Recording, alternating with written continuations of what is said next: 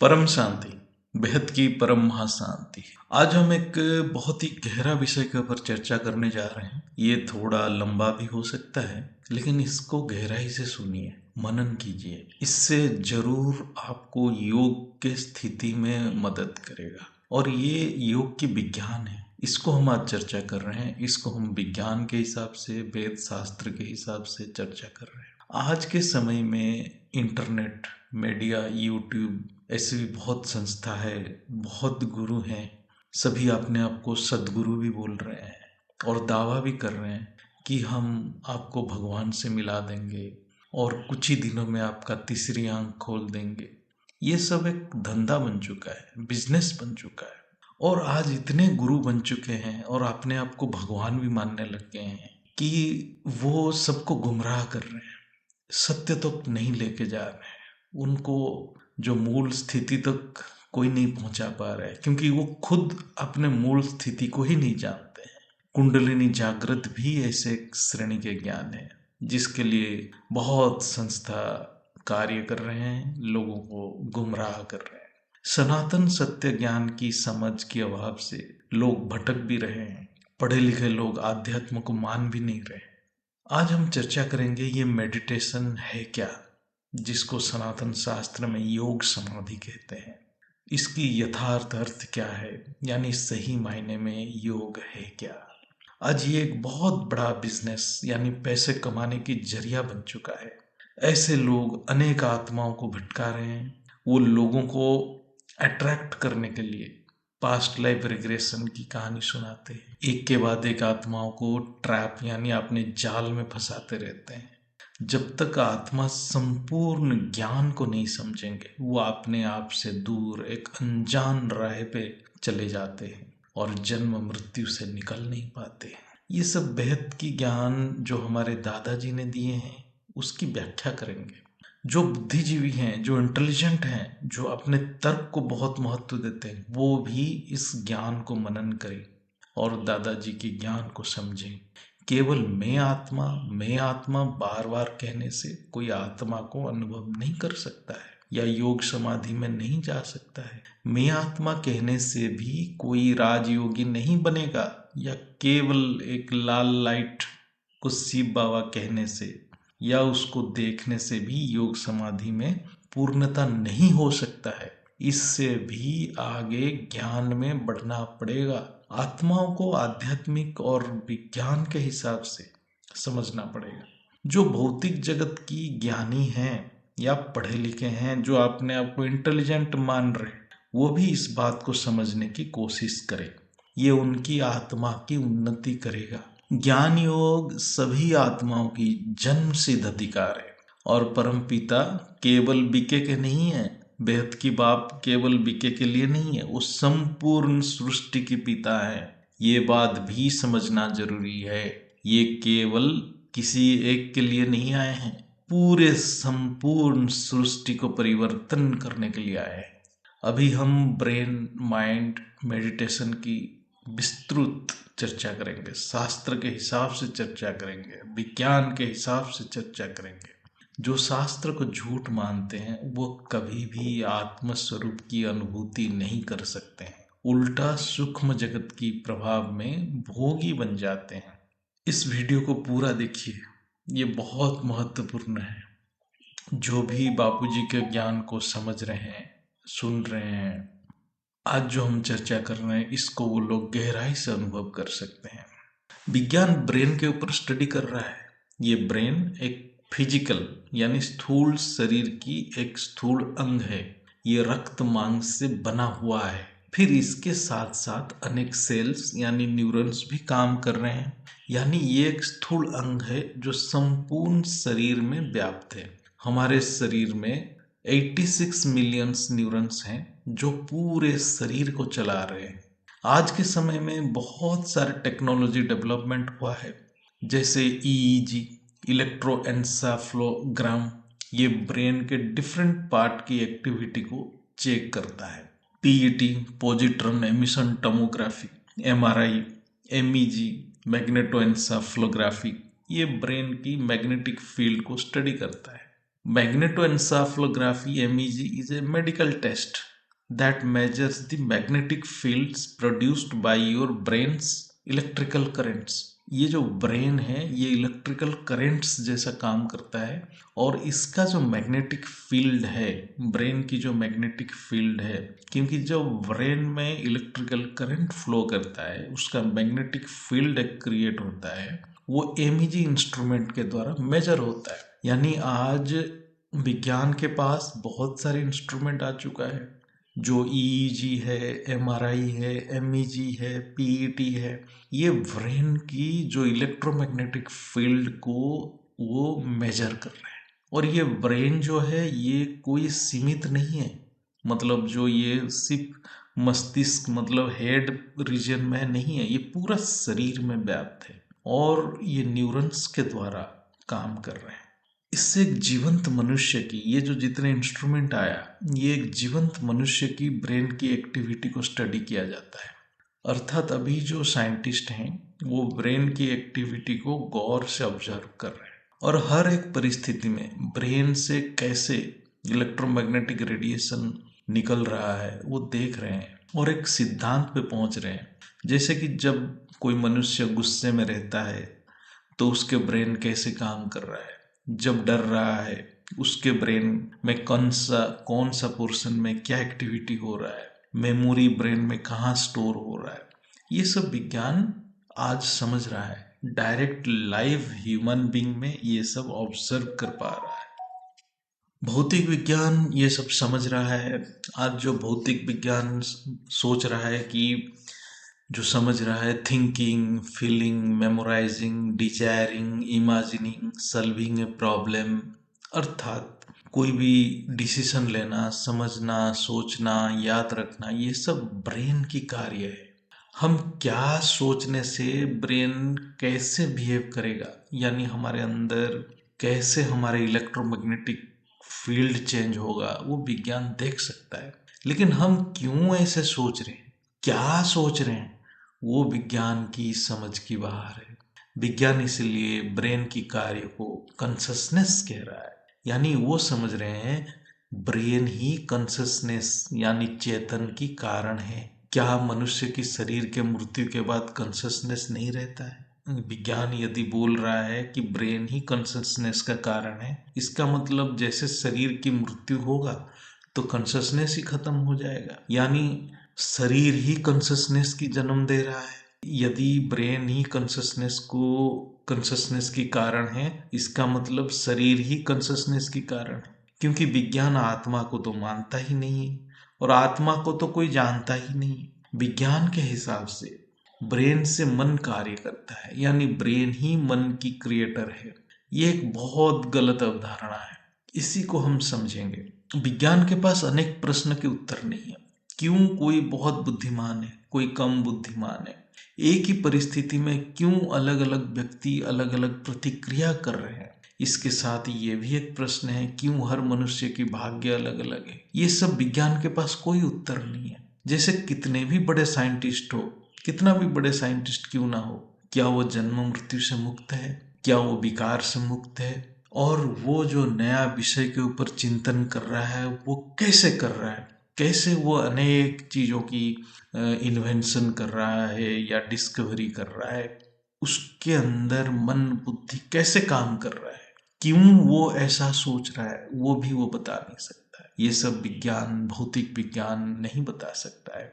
ये सब के उत्तर केवल आध्यात्मिक विज्ञान में है। आध्यात्म भी एक विज्ञान है, ये कोई मजाक नहीं है। आध्यात्म में ये सब की समझ है जो हमारे वेद शास्त्र में लिखा गया है, कैसे मन बुद्धि संस्कार कार्य करता है, और ये स्थूल शरीर और ये ब्रेन भी इसका एक रचना है। कैसे मनुष्य योग समाधि से ये जन्म मृत्यु से मुक्ति पा सकता है, ये सब हमारे सनातन शास्त्र में है। ये रहस्य को विशेष रूप में हमारे सनातन शास्त्र में चर्चा हुआ है। यदि विज्ञान को पूछा जाए कि ब्रेन जो कार्य कर रहा है उसको शक्तियां कहाँ से मिल रहा है, विज्ञान के हिसाब से ये सब ग्लूकोज यानी जो हम खाना खा रहे हैं उससे ब्रेन को शक्ति मिल रहा है, विज्ञान ये बोलेगा। भौतिक विज्ञान के हिसाब से हम जो खाना खा रहे हैं वही हमारे कॉन्शसनेस की कारण है, यानी भौतिक विज्ञान जड़ में फंसा पड़ा है। अर्थात सब कुछ स्थूल जगत यानी स्थूल वस्तु ही है विज्ञान के लिए। ना उनको आत्मा की कॉन्सेप्ट है, ना उनको मन बुद्धि की कोई कॉन्सेप्ट है, ना उनको संकल्प की भी कोई कॉन्सेप्ट है। मनुष्य के मृत्यु के साथ ब्रेन डेड है और कॉन्शियसनेस यानी चेतना यानी अवेयरनेस भी खत्म हो जाता है। विज्ञान के हिसाब से कॉन्शियसनेस की मृत्यु हो जाता है, जो सरासर गलत है और विज्ञान उसको अभी भी समझ नहीं पा रहा है। भौतिक विज्ञान अभी भी बहुत कुछ समझना बाकी है। विज्ञान के हिसाब से बंदर से मनुष्य की उत्पत्ति हुआ है, जिसको इवोल्यूशन यानी उत्थान कहते हैं। लेकिन आदि सनातन ज्ञान के हिसाब से मनुष्य एक दिव्य आत्मा की पतन यानी डीजेनरेशन है। ये केवल कहने से नहीं है, ये सनातन विज्ञान में जो चर्चा हुआ है उसमें आत्माएं अनुभूति किए हुए हैं कि वो खुद एक दिव्य आत्मा है। ये ज्ञान हमारे सनातन शास्त्र में युगों से चला आ रहा है, ये कोई आज की बात नहीं है। आत्मा का अनुभव करना सनातन ज्ञान में एक श्रेष्ठ अनुभूति है, जो स्थूल शरीर में चेतनता की मूल कारण है और आत्मा की शक्ति परमात्मा से है। यानी सृष्टि में चेतन की स्रोत केवल परमात्मा ही है। ये सनातन ज्ञान में प्रमाण के साथ है, जो अनेक ऋषि मुनि अनुभव किए हैं। ऋषि के अर्थ है दृष्टा यानी दिव्य दृष्टा, जो वो परम सत्य को बुद्धि से देखे हैं, अनुभव किए हैं, वही केवल ऋषि हैं। स्थूल मनुष्य शरीर में जो ब्रेन है वो एक स्थूल अंग है।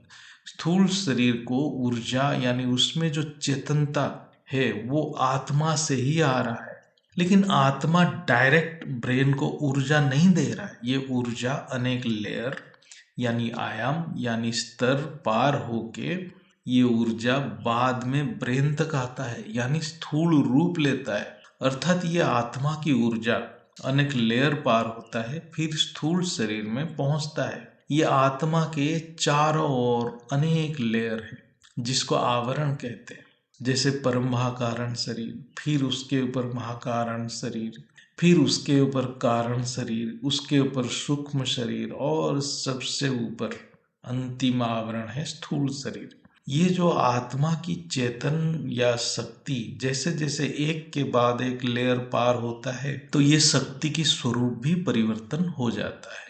यानी जो शक्ति आत्मा से निकलता है उसका स्वरूप और गुण जो है, और जो स्थूल शरीर में जो शक्ति यानी ऊर्जा दिखता है उसका स्वरूप और गुण संपूर्ण रूप से अलग हो जाता है। यानी आत्मा की शुद्ध चेतन शक्ति परिवर्तित होता है। परम महाकारण शरीर में वो शक्ति की स्वरूप थोड़ा बदलता है, फिर महाकारण शरीर में वो शक्ति और बदलता है, फिर कारण शरीर में और बदल जाता है, फिर जब स्थूल शरीर में वो शक्ति प्रवाह होता है वो संपूर्ण रूप से बदल जाता है। ये शक्ति या ऊर्जा एक स्पंदन ही है जो आत्मा से स्थूल शरीर तक आता है। इसको वेद शास्त्र में परावाणी, पश्यंती वाणी, मध्यमा वाणी, वैखरी वाणी कहा गया है।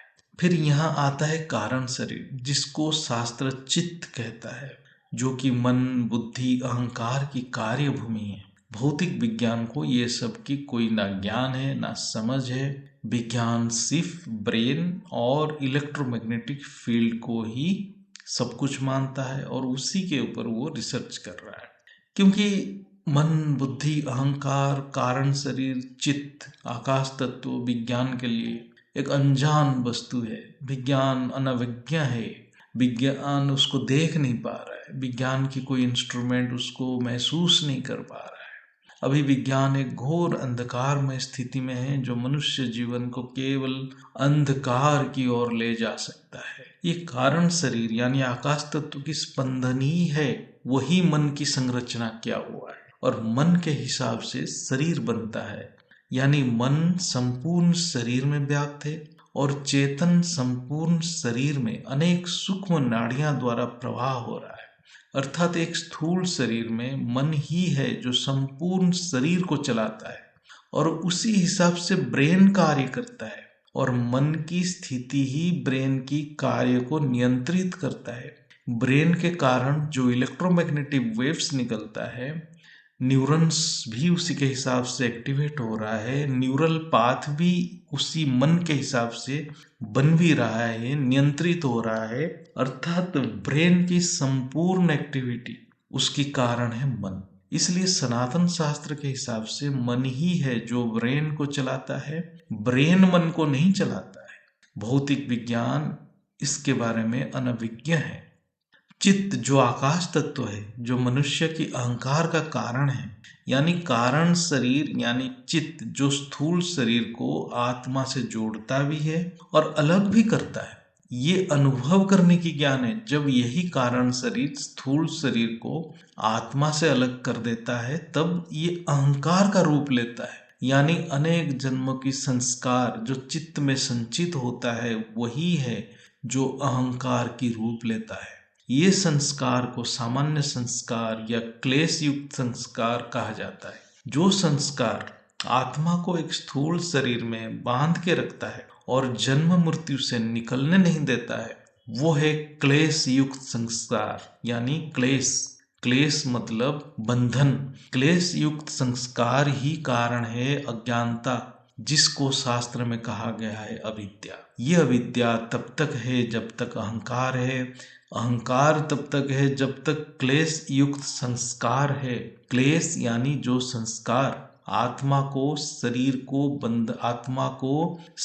के बंधन में रखता है और जिसके कारण आत्मा को संसार में कष्ट यातना भोगना पड़ता है, शरीर से मुक्त होने नहीं देता है, ये है क्लेश युक्त संस्कार। और ये समझना आत्माओं के लिए बहुत जरूरी है। यही संस्कार को परिवर्तन करना है। यहाँ ये समझना होगा कि आत्मा की चेतन शक्ति जब अनेक स्तर पार होकर यह आकाश तत्व में स्पंदित होता है, तब यह आकाश तत्व यानी चित्त के सहारे आत्मा बाह्य स्थूल सृष्टि को अनुभव करता है। कारण शरीर के द्वारा आत्मा ये स्थूल और सूक्ष्म दोनों जगत को अनुभव करता है। यानी आत्मा हर बात को केवल अनुभव ही करता है। हर अनुभव एक स्मृति बनाता है और ये स्मृति ही संस्कार बनाता है। और ये संस्कार चित्त में यानी कारण शरीर में वृत्ति यानी संकल्प बनाता है। ये गौर से सुने और अनुभव करें। ये संकल्प ही आत्मा को कर्म में लगा देता है। ये चित्त में जब तक अविद्या है यानी जब तक आत्मा अहंकार की प्रभाव में है, बुद्धि और मन संस्कार के प्रभाव में कार्य करते रहते हैं। बुद्धि मन से सूक्ष्म है और संस्कार बुद्धि से सूक्ष्म है। जब तक अहंकार है तब तक संस्कार ही सब कुछ कार्य करता है। बुद्धि संस्कार की प्रभाव में दृश्य बनाता है और ये दृश्य संकल्प के रूप में मन में प्रवाह होता है और आत्मा को कर्म में लगाता है। सारे संस्कार बीज रूप में चित्त में पड़ा हुआ है। जैसे कोई परिस्थिति आता है, वो संस्कार जागृत होता है और बुद्धि को क्रियान्वित करता है यानी एक्टिवेट करता है। और बुद्धि संस्कार के हिसाब से यानी समझ के हिसाब से दृश्य बनाता है। यानी बुद्धि ही संकल्प का कारण है और बुद्धि में जो संकल्प बनता है उसका कारण है संस्कार। परम ज्ञान के अभाव से संस्कार ही आत्मा की समझ को आकार देता है यानी बुद्धि को भ्रमित करता है। यही क्लेश युक्त संस्कार बुद्धि को भ्रमित करता है। यानी बुद्धि ही है जो संकल्प को जन्म देता है और ये संकल्प मन के द्वारा कार्य करता है और ये संकल्प ही कर्म बनता है। इसलिए बुद्धि की काम है निश्चय होना। बुद्धि जिसके ऊपर निश्चय होगा वही आत्मा करेगा और मन का काम है जुड़ना। यानी बुद्धि जो दृश्य बनाएगा उससे जुड़ेगा और कार्यान्वित करेगा। जब तक आत्मा अज्ञानता में यानी अविद्या के बस में है, तब तक ये सामान्य क्लेश युक्त संस्कार यानी अहंकार ही बुद्धि किसके ऊपर निश्चय होगा वो निर्धारण करेगा। यानी बुद्धि ही संस्कार के प्रभाव में ही तब तक रहेगा जब तक उसमें अविद्या है। इसलिए केवल संस्कार परिवर्तन होने से ही आत्मा की गति बदलता है, नहीं तो आत्मा की गति इसी संसार में घूमता रहता है। यह अविद्या से भरा संस्कार जो अति सूक्ष्म बीज रूप में चित्त में पड़ा है, वो तब तक शांत है जब तक सामने कोई परिस्थिति नहीं है। जैसे परिस्थिति आया तो वो संस्कार की बीज वृक्ष बनता है और बुद्धि और मन के द्वारा संकल्प को जन्म देता है। वो संकल्प आत्मा को कर्म में लगाता है और वो कर्म फिर वो क्लेश युक्त संस्कार को और दृढ़ करता है। इस चक्र से आत्मा निकल नहीं पाता है। यही चक्र ही जन्म मृत्यु का कारण है और जन्म मृत्यु का बंधन है। यही कारण है आत्मा ज्ञान समझते हुए भी विकार युक्त संस्कार में पड़ा रहता है, मुक्त नहीं हो पाता है। इसलिए परिस्थिति ही आत्मा की परीक्षा करता है। यदि परिस्थिति नहीं है तो लगता है आत्मा में कोई विकार ही नहीं है। इसलिए ज्ञानियों को भी पता नहीं चलता, वो भी ईर्षा और अहंकार में रहते हैं, चाहे वो अपने आप को बेहद की आत्मा क्यों ना माने। यह एक साधारण बात है। सभी को इस भवसागर से मुक्ति के लिए अत्यंत पुरुषार्थ करना है, चाहे वो हद की आत्मा हो चाहे या बेहद की आत्मा हो। बहुत आत्मा जन्म से ज्ञान में है लेकिन संस्कार परिवर्तन नहीं कर पाते हैं। इसका कारण है उनको समझ ही नहीं है ज्ञान का। आत्मा में पावर आने से संकल्प पूरा हो जाता है, सूक्ष्म दृश्य भी देखता है, लेकिन संस्कार परिवर्तन के लिए ज्ञान की समझ होना जरूरी है। और योग में इस ज्ञान को सबकॉन्शियस माइंड में एब्जॉर्ब करना पड़ता है। ये एक विधि है। इसलिए सनातन शास्त्र भी कहता है केवल परमपिता परमात्मा की कृपा से ही आत्मा भवसागर से मुक्ति पा सकता है। समर्पण, केवल समर्पण से मुक्ति। विज्ञान के लिए मन बुद्धि संस्कार की कोई महत्व नहीं है, वो समझ ही नहीं पाता है। लेकिन आध्यात्मिक साधक के लिए ये मन बुद्धि संस्कार बहुत महत्वपूर्ण है। बीके में भी मन बुद्धि संस्कार के ऊपर ज्ञान है, लेकिन वो वेद शास्त्र को झूठ मानते हैं। इसलिए ना मन बुद्धि संस्कार को गहराई से समझ पाते हैं, ना अहंकार से निकल पाते हैं। फिर वो देव देवी की भोग की कल्पना में फंस जाते हैं। स्थूल जगत में अहंकार इतना सूक्ष्म है कि इससे मुक्ति पाना अति कठिन है। केवल परमपिता की कृपा से ही हो सकता है। जब आत्मा सब कुछ बुद्धि से परमपिता के पास समर्पित हो जाता है, तभी उसमें विवेक ख्याति होता है, यानी तभी वो अहंकार से मुक्ति पाता है।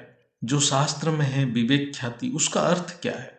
अपने स्वरूप को चित्त में प्रत्यक्ष निरंतर साक्षात करना ही विवेक ख्याति है। यही विवेक ख्याति है। केवल ज्ञान नहीं, अर्थात केवल आत्मज्ञान नहीं, आत्म साक्षात्कार होने से ही ये विकार युक्त संस्कार, यानी ये जो संस्कार के बीज अति क्षीण होता है। और ये स्वरूप को बार बार अभ्यास करने से ये संस्कार एक समय आएगा जब दग्ध हो जाता है, अतः जल जाएगा। और ये केवल परमपिता की कृपा से ही होता है। इसलिए समर्पण ही अंतिम स्थिति है। इसलिए ज्ञानी अपने आप को निरीक्षण करे हर पल और ऑब्जर्व करे, क्या उसके अंदर कोई क्लेश युक्त संस्कार है? यदि है तो दूसरे को ज्ञान बांटने से अच्छा अपने आप को ज्ञान दे। उमंग उत्साह रखना है, दूसरे को ज्ञान बांटने में नहीं, अपने आप को ज्ञान देने में। यहाँ और एक महत्वपूर्ण बात है, हम कभी भी दूसरे को ज्ञान ना दें, हम अपने आप को ज्ञान दें। जब हमारे में संस्कार परिवर्तन होगा तभी हमारे सामने वाले, अर्थात हमारे जो सामने आते हैं, सामने आने वाले आत्माएं में भी परिवर्तन दिखेगा, अपने आप होगा। संस्कार परिवर्तन एक तपस्या है। किसी को लाइट दिखा या कोई सूक्ष्म दृश्य दिखा, इसका कोई मूल्य नहीं है यदि अंतकरण में क्लेश युक्त संस्कार दग्ध नहीं हो रहा है। संस्कार के बीज, विकार के बीज पड़ा हुआ है। केवल ज्ञान से ईश्वर के स्वरूप को समझना बहुत जरूरी है, तभी वो आत्मा अपने बुद्धि को समर्पित कर सकता है। यदि वो ईश्वर यानी परम पिता को ज्ञान से नहीं समझ पाएगा तो वो केवल एक भक्त बन के रह जाएगा, यानी मांगता रहेगा परमात्मा से। इसलिए परम पिता को ज्ञान से समझना पड़ेगा। जब परम पिता के तीनों स्वरूप बुद्धि में बैठ जाएगा, तभी वो बुद्धि को संपूर्ण रूप से समर्पित कर देगा। तभी क्लेश युक्त संस्कार क्षीण होगा और धीरे धीरे योग के अभ्यास से जब क्लेश युक्त संस्कार दग्ध हो जाएगा, तब आत्मा कर्मातीत और गुणातीत हो जाएगा। जब तक क्लेश युक्त संस्कार है, यानी एक सूक्ष्म कण भी है, तो वो आत्मा कर्मातीत गुणातीत नहीं बन पाए। यदि समर्पण अधूरा है तो अहंकार है और हद की संस्कार यानी क्लेश युक्त संस्कार की बीज पड़ा हुआ है, वो आत्मा जीवन मृत्यु से निकल नहीं पाता है। साकार रूप को नहीं मानेगा, यानी जो साकार रूप को समझ नहीं पा रहा है, उनकी अहंकार कभी नहीं जाएगा। साकार रूप को मानना, ज्ञान से समझना और उनके प्रति समर्पित हो जाना, उनकी सेवा करना, ये अहंकार को खत्म करता है, धीरे धीरे खत्म करता है। यहाँ तक हम समझ गए हैं ब्रेन क्या है, माइंड क्या है, यानी मन क्या है। मन की अनेक अवस्था है, जिसको कहा जाता है conscious mind, subconscious mind, unconscious mind या सुपर कॉन्शियस माइंड। यह है साकारी मन, आकारी मन, निराकारी मन। हमारा लॉजिकल यानी तार्किक बुद्धि जिस मन को प्रेरित करता है वो है स्थूल मन या साकारी मन। इसको कॉन्शियस माइंड यानी साकारी मन कहा जाता है। जो हमारे अंतकरण यानी चित्त में जो संस्कार अति सूक्ष्म बीज रूप में मन को कार्य के लिए प्रेरित करते हैं, वो है सबकॉन्शियस माइंड यानी आकारी मन। ये बहुत पावरफुल है, वो स्थूल मन को भी ओवर पावर कर देता है, यानी स्थूल मन को भी कंट्रोल करता है। यदि कोई स्थूल मन से सोचता है कि मैं ये गलत काम ना करूं, लेकिन यदि उसकी क्लेश युक्त संस्कार यानी हद की संस्कार यानी विकार युक्त संस्कार बहुत दृढ़ है, तो वो अपने आप को रोक नहीं सकता है। जैसे कोई स्थूल मन से जानता है कि गुस्सा करना गलत है, लेकिन जब कोई ऐसी परिस्थिति आता है तो अपने आप को वो नियंत्रण नहीं कर पाता है, वो गुस्सा करता ही है। ये सब उसके व्यवहार से पता चलता है, चाहे वो जितना भी छिपाने की कोशिश करे, ये पता ही चल जाता है। सबकॉन्शियस माइंड ऑटोमेटिक कार्य करता है, उसको स्थूल मन यानी कॉन्शियस माइंड समझने से पहले ही ये कार्य यानी वो संस्कार के प्रभाव में कर्म कर जाता है। ये अति तीव्र गति से कार्य करता है, ये लाइट के गति से भी अनेक गुना ज्यादा है। ये भौतिक विज्ञान की समझ की बाहर है। जब हम कारण शरीर के पार और अंदर जाते हैं योग के द्वारा, यानी महाकारण या परम महाकारण शरीर में जा सकते हैं, तब सुपर कॉन्शियस माइंड कार्य करता है। ये तो बाद की बात है, ये बहुत गहरा बात है, यहाँ तक तो पहुंचना अंतिम स्टेज है। लेकिन जब तक धरती पे स्थूल मन से निकलने के लिए योग के अभ्यास नहीं करते हैं, यानी जब तक ये साकारी मन यानी सबकॉन्शियस माइंड यानी साकारी और आकारी मन से पार नहीं होते हैं, मतलब स्थूल मन से पार नहीं होते, आकाश तत्व से पार नहीं होते हैं, अभ्यास बहुत जरूरी है। यदि हम अभ्यास नहीं करेंगे तो इस जो मन की जो दुनिया से हम निकल नहीं सकते। इसलिए स्थूल शरीर में सिर्फ आपने कारण शरीर से पार पाना एक बहुत बड़ा तपस्या है। यहाँ केवल हम कारण शरीर से ही पार पाते हैं और कारण शरीर को शुद्ध करके ही पार पाते हैं, जिसको चित्त की शुद्धिकरण कहा जाता है। अब आते हैं योग क्या है, समझते हैं। एक है समाधि, एक है योग। समाधि यानी बुद्धि की अवस्था। जब बुद्धि एक विषय या वस्तु पे ही स्थापित हो जाता है, वो समाधि है। समाधि मतलब समाधान। जीते जी समाधि होता है, मरने के बाद नहीं है। जो आज बोलते हैं उसके समाधि है, इसके समाधि है, ये सब बेकार चीज है, ये ज्ञान के हिसाब से नहीं है। समाधि केवल जीवंत अवस्था में ही होता है। यदि किसी के बुद्धि भोग में स्थापित है तो वो है भोगी। यदि किसी के बुद्धि योग में स्थापित है यानी निश्चय है तो वो है योगी। इसलिए बुद्धि में ज्ञान प्रखर होना और परमात्मा प्राप्ति की, केवल परमात्मा प्राप्ति की इच्छा तीव्र होना, तभी बुद्धि योग में स्थापित होता है, अन्यथा नहीं। इसलिए समाधि में सब है लेकिन योग में नहीं है। योग समाधि होना बहुत अलग बात है। जिसमें परमात्मा की ज्ञान ही नहीं है वो कभी योग समाधि नहीं हो सकता है।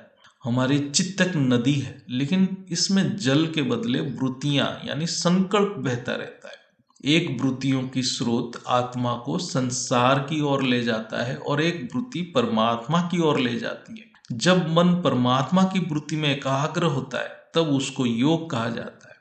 यदि मन सांसारिक वृत्ति में एकाग्र होता है तो उसको भोग कहा जाता है। बुद्धि जिसके ऊपर निश्चय होता है, मन उसके ऊपर एकाग्र होता है। इसलिए ज्ञान की महत्व और समझ बहुत महत्वपूर्ण है। इसलिए सबकी योग की स्थिति अलग है। ज्ञान की समझ आत्मा की शक्ति के हिसाब से है और योग भी उसी हिसाब से सबका अलग अलग है। जैसे जैसे मन परमात्मा वृत्ति में एकाग्र होता है तो अविद्या हटते जाएगा और क्लेश युक्त संस्कार क्षीण होता जाएगा। लेकिन अभ्यास छोड़ना नहीं है। यदि अभ्यास किसी भी क्षण छोड़ा जाए तो ये क्लेश युक्त संस्कार के बीज फिर वृक्ष बनने में देर नहीं लगता है। एक सेकंड भी छूट गया तो ये संस्कार, ये जो विकार युक्त संस्कार उभर के आ जाता है। ये अभ्यास तब तक चलेगा जब तक विवेक ख्याति यानी आत्म साक्षात्कार, परमात्मा का साक्षात्कार नहीं हो जाता है। यानी अंतकरण में केवल परमात्मा की प्रकाश की अनुभूति नहीं हो जाता है। तब ये क्लेश युक्त संस्कार संपूर्ण रूप से दग्ध हो जाता है और आत्मा जीवन मुक्त हो जाता है। रियल योग या रियल मेडिटेशन के क्या क्या स्टेप्स है, क्या क्या प्रोसेस है, ये जानना जरूरी है। 1 नंबर, परमात्मा की ज्ञान ही परमपिता से पहचान। मतलब ये फर्स्ट स्टेप है। परमपिता की पहचान केवल ज्ञान से होना चाहिए। ये शास्त्र में है, हमारे ज्ञान में भी है। इसको बहुत गहराई से समझना है, बहुत गहराई से। जब परमात्मा कौन है, कैसे हैं, उनके कितने स्वरूप हैं, वो कैसे काम कर रहे हैं, ये परमात्मा का विज्ञान है। विज्ञान है, इसमें कोई मानने की बात नहीं है, जानने की बात नहीं है। ये एक विज्ञान है, इसको बुद्धि से समझना है। फिर ज्ञान के अभ्यास और मन की एकाग्रता। ज्ञान के अभ्यास, ज्ञान को बार बार सुनना है, मनन करना है, बुद्धि को निश्चय करना है। जब बुद्धि केवल परमपिता में ही, जब ज्ञान समझ में आ जाएगा परमपिता की, तो परमपिता में ही निश्चय होगा, परमपिता में ही सारे समाधान मिलेगा। तब मन उसके ऊपर एकाग्रता होगा। तीसरा स्टेप, फिर अपने आप को निरीक्षण करना है, बार बार ऑब्जर्व करना है। जो हमारे संस्कार क्या हो रहा है, कैसे गति हो रहा है, अहंकार क्षीण हो रहा है कि अहंकार बढ़ रहा है। हर परिस्थिति में अपने आप को टेस्ट करना है, अपने आप को ऑब्जर्व करना है, अपने आप को निरीक्षण करना है। क्या हम अहंकारी तो नहीं बन रहे, हमारा अहंकार खत्म हो रहा है कि नहीं हो रहा है। जैसे जैसे अहंकार, फोर्थ स्टेप, जैसे जैसे अहंकार क्षीण होता जाएगा, क्लेश युक्त संस्कार यानी विकार युक्त संस्कार के बीज क्षीण होता जाएगा, क्षीण होता जाएगा। फिर 5वां स्टेप, एक समय आएगा जब हम ये चारों की अभ्यास करते रहेंगे। एक समय आएगा तब स्थूल संस्कार के बीज इतना क्षीण हो जाएगा कि केवल परमात्मा की ही वृत्ति रहेगा और आत्मा अपने स्वरूप में परमात्मा की प्रकाश को, ज्ञान की प्रकाश को अनुभव करेगा। यही है विवेक ख्याति। और ये भी अभ्यास समय तक, बहुत समय तक करना पड़ेगा, जारी रखना पड़ेगा। फिर सारे क्लेश युक्त संस्कार, विकार युक्त संस्कार के बीज दग्ध हो जाएगा, जल जाएगा। इसी को बोलते हैं कर्मातीत स्थिति, यानी योग अग्नि में कर्म को जलाना। यही है, ये बहुत बड़ा पुरुषार्थ है। इसलिए केवल ज्ञान नहीं, ज्ञान की अनुभूति होना जरूरी है। इसका प्रमाण क्या है? आत्मा जब अहंकार से मुक्त है, उसमें सहनशीलता आ जाता है, तभी उसमें संपूर्ण सृष्टि के लिए प्रेम उत्पन्न होगा, तभी वो ज्ञानी है। क्योंकि उसके चित्त में परमात्मा की वृत्ति, केवल परमात्मा की वृत्ति रहेगा, सांसारिक वृत्ति रहेगा ही नहीं। एक समय आएगा केवल परमात्मा ही रहेंगे उसके चित्त में, तब वो जीवन मुक्ति अवस्था है। अहंकार एक सूचक है, आत्मा कितना समय तक परमात्मा वृत्ति में टिका रहता है। जो अहंकारी है उसके बुद्धि में परमात्मा वृत्ति टिकेगा ही नहीं, वो योग स्थित नहीं हो सकता है। अहंकार कितना है वो आत्मा खुद अपने अंदर देखेगा, दूसरा कोई नहीं जान सकता है। जो आत्मा अपने आप को अन्य आत्मा के साथ बार बार तुलना करता है और ज्ञान की समझ भी तुलना करता है और अपने आप को अन्य से असाधारण समझता है, ऐसे आत्मा घोर अहंकारी हैं। चाहे उनको ज्ञान समझ आ रहा हो, उनको ये अहंकार से मुक्त होने के लिए ज्ञान योग की अभ्यास बहुत सूक्ष्मता से करना पड़ेगा। इस ज्ञान के अहंकार से निकलने में बहुत समय लग जाता है। इसलिए ज्ञान की अहंकार सबसे खतरनाक है। बहुत बेहद की आत्मा अपने आप को बेहद की आत्मा कहते हैं और अन्य को हद की आत्मा कहते हैं। ये उनकी अहंकार है, इनको समझना पड़ेगा। ये उनको क्लेशयुक्त संस्कार यानी बंधन में निकलने नहीं देगा। इसलिए बहुत सावधानी से पुरुषार्थ करना है। ज्ञान की पूर्णता की सूचक है अंतःकरण में सभी के प्रति प्रेम और कल्याण की भावना यानी वृत्ति यानी संकल्प। ये प्रेम की संकल्प, कल्याण की संकल्प ऑटोमेटिक स्वाभाविक उत्पन्न होना है। सब कुछ सह जाना यानी एक्सेप्ट कर लेना ही ज्ञान की संपूर्णता है। ऐसे आत्मा हर परिस्थिति को अनायास ग्रहण कर लेता है, एक्सेप्ट कर लेता है और कोई प्रतिक्रिया नहीं करता है। इसलिए कौन कितना ज्ञानी है वो बताना बाहर से मुश्किल ही है। वो आत्मा खुद जानता होगा वो कितना ज्ञानी है और कितना कहाँ तक उसका संस्कार परिवर्तन हो चुका है। क्योंकि किसी के अंदर क्या संस्कार है और वो कितना अहंकारी है वो आत्मा खुद जानता होगा, दूसरा कोई नहीं बता सकता। कौन कितना अहंकार में है वो खुद जानता होगा। इसलिए दूसरों को ज्ञान देने से पहले अपने आप को ज्ञान देना है। दूसरों को समझाने से पहले अपने आप को समझाना है। दूसरों को देखने से पहले अपने आप को देखना है। यही मर्जीवा स्थिति है। इसलिए आत्मा से परमात्मा बनने के लिए दो चीज की आवश्यक है, एक है अभ्यास, दूसरा है वैराग्य। वैराग्य की मतलब नहीं कि सब कुछ छोड़ देना है। त्याग केवल बुद्धि से करना है, बुद्धि से ही त्याग होता है। अभ्यास भी बुद्धि से ही होना है। ये सब बुद्धि की खेल है। इसलिए ज्ञान सर्वोपरि है। सब कुछ अव्यक्त है, बाहर से कुछ भी पता नहीं चलेगा। यानी दूसरे को कुछ भी नहीं दिखावा करना है। पुरुषार्थ अव्यक्त रूप से करना है। बाहर वाले कुछ भी जान नहीं सकते हैं कि हम क्या हैं, हम क्या कर रहे हैं। सब कुछ संकल्प से ही चल रहा होगा। एक समय आएगा जब आत्मा को ये चित्त यानी कारण शरीर की जरूरत ही नहीं रहेगा। यानी आत्मा चित्त की अधीन से मुक्त हो जाएगा। यानी आत्मा गुणातीत हो जाएगा। तब आत्मा जीवन मुक्त हो जाएगा। यही जीवन मुक्ति है। जब आत्मा कारण शरीर के अधीन रहता है तो वो अधिकारी आत्मा नहीं बन पाता है। तो अधिकारी आत्मा तभी बनता है जब वो चित्त के अधीन से मुक्त हो जाता है। ज्ञान की केवल एक ही लक्ष्य है, जीवन मुक्ति। योग से क्या प्राप्ति होता है? एक ही है। योग से एक ही प्राप्ति, वो है जीवन मुक्ति। लक्ष्य कोई सिद्धि का प्राप्ति नहीं है, परम प्रकाश या सूक्ष्म अनुभूति भी नहीं है। केवल जीवन मुक्ति, केवल चित्त के प्रभाव से मुक्त होना, कारण शरीर के प्रभाव से मुक्त होना, मन बुद्धि संस्कार के प्रभाव से मुक्त होना, वायुमंडल से प्रभाव से मुक्त होना। जैसे ये सब की प्रभाव से मुक्त हो जाता है, आत्मा खुद अपने प्रभाव से अभिभूत हो जाता है। ये समझ आएगा, वही बाप जैसा बन पाएगा, वही बाप के कार्य की निमित्त बनेगा। एकाग्रता की अभ्यास करते करते जब चित्त यानी कारण शरीर आत्मा में विलीन हो जाएगा, तब केवल चेतन ही रहेगा। चित्त यानी जिसके द्वारा चेतन बाहर आता है। यानी जो चेतन शक्ति, आत्मा की शक्ति बाहर चित्त के द्वारा ही बाहर आता है। जब चित्त ही नहीं रहेगा तो चेतन अंदर ही रहेगा। यही है कर्मातीत, यही है भावातीत, यही है गुणातीत अवस्था। चित्त के बिना चेतन निसंकल्प हो जाता है। ये अंतिम स्थिति है। इसी के लिए पुरुषार्थ करना है। ये चेतन जो आत्मा की प्रकाश या गुण या स्वरूप या शक्ति है, वो पराशक्ति, ये परम शुद्ध है। ये जब अनेक लेयर यानी शरीर के माध्यम से प्रवाह होता है तो वो अशुद्ध हो जाता है। क्योंकि ये पराशक्ति जब क्लेश युक्त संस्कार के साथ मिलकर कार्य करता है तो वो दूषित हो जाता है, तो वो अपराशक्ति बन जाता है।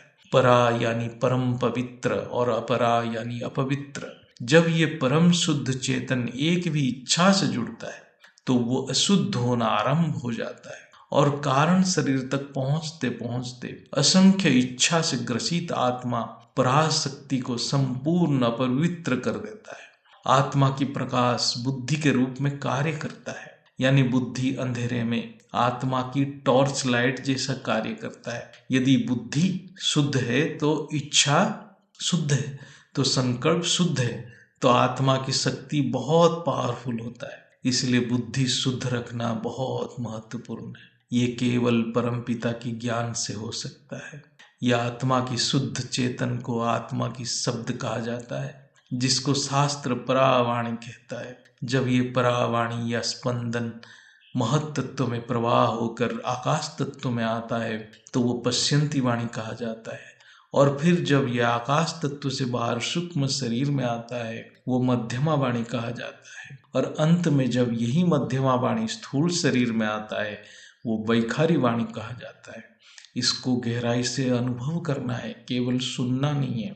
मनन करना, अनुभव करना और जीवन मुक्ति की स्टेज तक पहुंचना हर आत्मा की लक्ष्य है। यह आत्मा की विज्ञान को जो समझेगा वो पुरुषार्थ एकाग्र चित्त से करेगा, नित्य निरंतर करेगा और अंत में चित्त को आत्मा में विलीन करके जीवन मुक्त हो जाएगा। इसलिए दादाजी कहते हैं ज्ञान की गहराई में जाओ, अनमोल मोती मिलेगा। अव्यक्त वाणी में भी है, हंस बनो, बगुला मत बनो। ये सब ज्ञान की चर्चा हम दादाजी के कृपा से ही कर रहे हैं। ये चर्चा जो हम कर रहे हैं ये वेद शास्त्र से ऊपर है, ये बेहद की ज्ञान के ऊपर चर्चा है।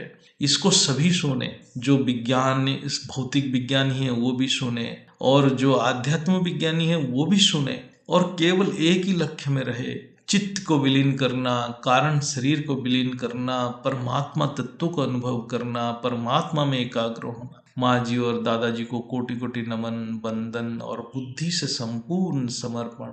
हम सभी के अहंकार दादाजी के अनंत बेहद शक्ति में विलीन हो जाए और हम सब जीवन मुक्त हो जाए और अपने मूल धाम में सभी चले जाएं, सभी आत्माएं चले जाएं। यही अहंकार ही कचरा है जो बाप मांगता रहता है और बच्चे देते नहीं है। सभी के अहंकार एक पल में खत्म हो जाए और सभी अपने स्वरूप को प्राप्त करें। यही एक ही संकल्प सभी में होते रहे। परम शांति, बेहद की अविनाशी परम शांति, बेहद की परम शांति।